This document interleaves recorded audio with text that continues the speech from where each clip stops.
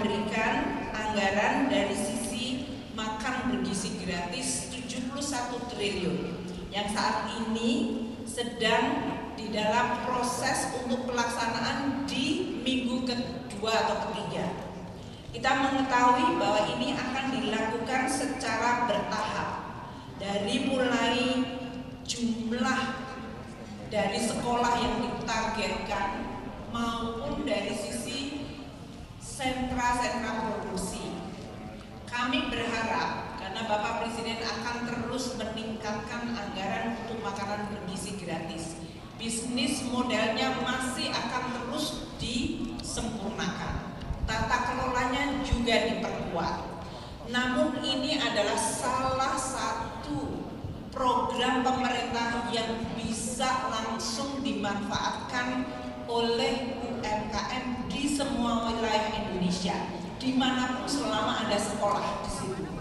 Karena sekolah yang memberikan makan bergizi setiap hari kepada muridnya, berarti ada yang harus menyiapkan makanan tersebut. 1 triliun naik ke 100 triliun, ditambah 100 triliun bukan naik ke 100 triliun, maka menjadi 171 triliun, jumlah sentranya akan meningkat. Maka saya berharap bahwa ini akan menimbulkan multiplier yang luar biasa bagi usaha kecil menengah di seluruh Indonesia. Kemarin di dalam rapat KSSK saya menjelaskan kepada OJK dan Bank Indonesia sebagai anggota KSSK ini dalam bentuk subsidi untuk pupuk, untuk bibit, alsintan hingga pembukaan lahan baru dengan modernisasi alat pertanian. Apabila ini dijalankan dengan terus kita jaga bersama, maka Indonesia tidak hanya menciptakan ketahanan dan swasembada pangan, namun juga akan menciptakan suatu pemerataan kesejahteraan. Ini 139 triliun yang mencakup berbagai program yang telah saya sampaikan tadi. Selain dua program ini, program di bidang pendidikan, yaitu program untuk berbagai perbaikan renovasi sekolah, termasuk Bapak Presiden meminta untuk fasilitas mandi MCK, yaitu untuk air bersih cuci tangan agar anak-anak dalam mereka menikmati makan siangnya tetap bisa terjaga kebersihan. Dan oleh karena itu anggaran untuk renovasi perbaikan sekolah akan terus ditingkatkan. Tahun ini kita mulai dengan mendekati 20 triliun rupiah. Presiden juga meminta untuk dilakukan pemeriksaan kesehatan gratis bagi masyarakat kita. Ini juga untuk mendukung program kesehatan yang sifatnya prevention. Untuk Indonesia mencapai negara maju, maka kita perlu tumbuh lebih tinggi. Oleh karena itu, Presiden Prabowo telah mencanangkan pertumbuhan 8%. Itu membutuhkan sebuah kebijakan struktural dan transformasi ekonomi yang sangat-sangat penting. Berbagai kebijakan struktural seperti investasi di bidang sumber daya manusia, apakah dalam bidang pendidikan, kesehatan, termasuk gizi yang baik, dan juga di bidang institusi, birokrasi, simplifikasi aturan, dan juga dari sisi hilirisasi atau penciptaan nilai tambah yang lebih baik, lebih tinggi, lebih efisien, lebih kompetitif di Indonesia.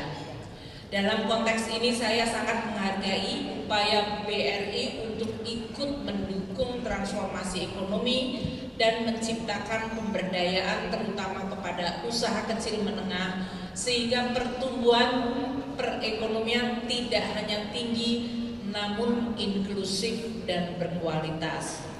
Strategi fiskal untuk bisa meningkatkan pertumbuhan yang inklusif dan sustainable atau berkelanjutan terdiri dari berbagai pilar, yaitu bagaimana menciptakan pertumbuhan yang lebih tinggi melalui berbagai instrumen APBN, entah belanja, entah insentif dari sisi penerimaan dan pembiayaan, serta dari sisi penanganan risiko.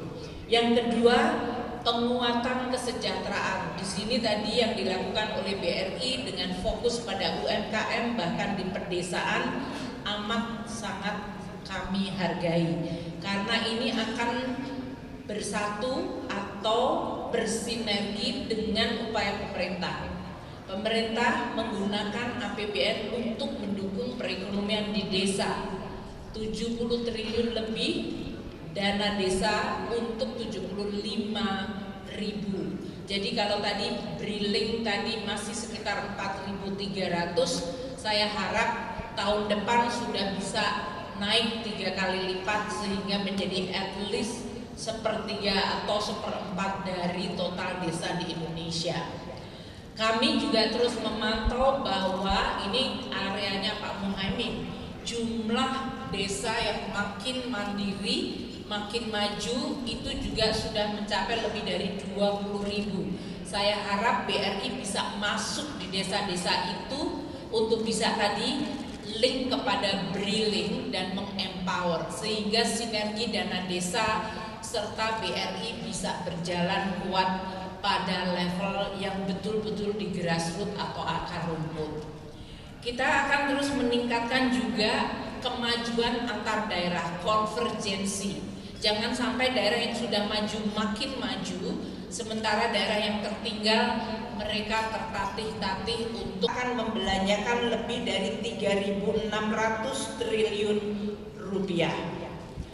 Dan angka itu dialokasikan untuk berbagai kegiatan yang sesuai dengan prioritas Presiden.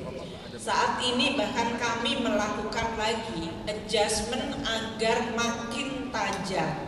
Berbagai penyesuaian anggaran di kementerian dan lembaga yang diinstruksikan oleh Bapak Presiden sedang berjalan. Tujuannya agar birokrasi makin efisien dan kegiatan serta penggunaan uang negara APBN betul-betul bisa langsung dinikmati masyarakat. Pengurangan di situ. Belanja KL banyak mengalami adjustment dari mulai perjalanan dinas, ATK, berbagai kegiatan seperti ini udah nggak boleh lagi Pak Sunarso. Jadi mungkin ini karena BRI adalah BUMN tidak terkena pemotongan anggaran, tapi memberikan dividen tadi. Tapi kementerian lembaga diminta oleh Bapak Presiden tidak melakukan kegiatan-kegiatan yang dengarkan berita bersuara. Klik fitur text to speech di inews.id.